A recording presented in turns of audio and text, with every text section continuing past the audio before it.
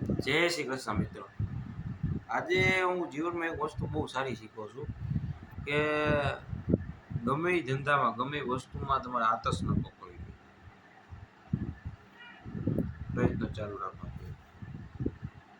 બીજી વસ્તુ, જો તમે કસ્ટમરના કોન્ટેક્ટમાં રહેશો, નવા નવા વ્યક્તિ સાથે મુલાકાત કરશો અને રોજ જેમ હું મારા વિધિમાં કર્મ કરતા રહેશો, રોજ મુલાકાત કરતા રહેશો નવા નવા માણસો હારે,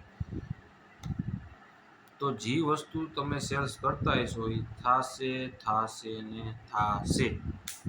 100% થા. કામ એની જરૂરિયાત હતી અને એ ટાઈમે તમે પૂછ્યું, એને કીધું ઓકે કરી દો, ડન છે. બીજું શું જોઈએ તમારે? પછી એને તમારે સર્વિસ આપવાની, બરાબર છે. એ જ બહુ છું. એટલે આજે હું એ શીખવો કે ગમે ત્યારે તમે હાર ન માનો, પ્રયત્ન કરતા રહ્યો, તમને સફળતા મળે. સફળતા મળવાની, પ્રયત્ન કરવાથી, કામ કરવાથી. પણ જીવનમાં હું એ વસ્તુ શીખું છું, બેસી રહેવાથી કોઈ દી કંઈ થવાનું અને કુદરત કોઈ દી કોઈને એમ આપી નથી દેવાનું. અને મહત્ત્વની એ વસ્તુ શીખો છું કે આતસ નહીં પકડવાની કે આ જ થવું જોઈએ. ના ભાઈ, આ કામ કરશો ને તો 2 દી પછી રંગ આવશે, બરાબર છે. કામ કરતા બીજો શું સફળતા પામશો, સફળતા પામશો. પણ એક વસ્તુ એ હું જીવનમાં શીખું છું, સફળ થયા પછી માણસનું જીવન ટૂંકું થઈ જાય છે. કેવી રીતે? કે સફળ થયા પછી એની પાસે બધું હોય છે, એને પામવા માટે કંઈ નથી રહેતું. પૈસા હે, બધું છે. હવે શું કરવું મારે? પછી એ ટાઈમ વેસ્ટ કરે છે.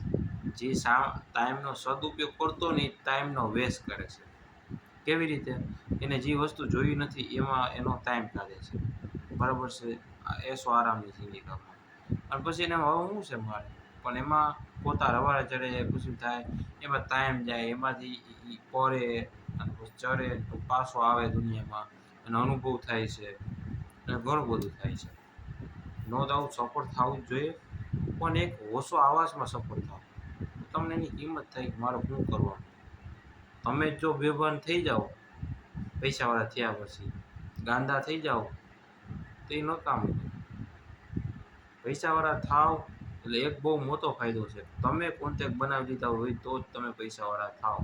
કોન્ટેક્ટ વધારો માણસોને મળે. આ દુનિયામાં એટલા માણસો છે ને, અજીબના માણસો છે ને, કેવી તેવી ઋતુવાળા છે, કેવી નીતિવાળા છે, સારી નીતિવાળા, ખરાબ નીતિવાળા, સાચા ખોટા, બરાબર છે.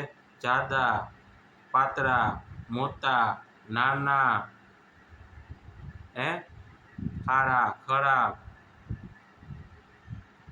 નીતિવાન અનીતિવાન, એવા વ્યક્તિના તમને અનુભવ થાય ને એમ થઈ જાય ઓહો વકલું ભરી છે દુનિયામાં. અને મજા આવશે, જાણવાય મળશે, જોવાય મળશે, છેતરાવો અને છેતરશો કોકને બિચારા ભલા માણાને, બરાબર છે. તો એવી રીતે અનુભવ થાય ને તમે ન પૂછો, અને તમારું જીવન શાંતિથી આરામદાયક પસાર થઈ જાય. કોઈ અહીંથી કંઈ લઈ નથી જવાનું, એટલે કોઈ દીકરી એમ ન કીધું મજા કરી લઈ. જીવનને કાઢો કે આજનો દી પાર થયો ભગવાન, તે અમને આજ પાર દીધા. કોઈ દી એવું ન વિચારતા કે ટાઈમ ગણવો પડે, કલાક ગણવી પડે, મિનિટ ગણવી પડે, સેકન્ડ ગણવી. ભગવાન આજનો દી કાઢ દે, આજનો દી તારા કહેવાનો મતલબ છે. કોઈ કંઈ લઈ નથી જવાનું. શાંતિથી તમે તમારું જીવન કાઢો એવી પ્રાર્થના કરો. જય શ્રી કૃષ્ણ.